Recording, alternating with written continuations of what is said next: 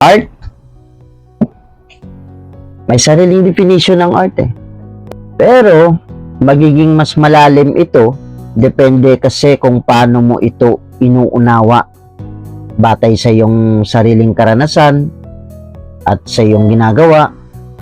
May mga art sa musika, sa pagsusulat, pagpipinta, pagsasayaw, pagkanta, pagluluto, pananamit, merong art. At maging sa pagkikipag-usap, meron din art, di ba? Napakalawak kasi ng saklaw ng sining. Kahit sa mga simpleng bagay, may matatagpuan kang art. Lahat tayo may kanya-kanyang art eh. Kailangan mo lang tuklasin kung saan ka magaling. Maring ito'y aspetong spiritual, physical o emotional. Sa ganito kasing paraan, ikaw mismo ang makapagbibigay ng mas malalim at personal na kahulugan ng art base sa iyong sariling expertise.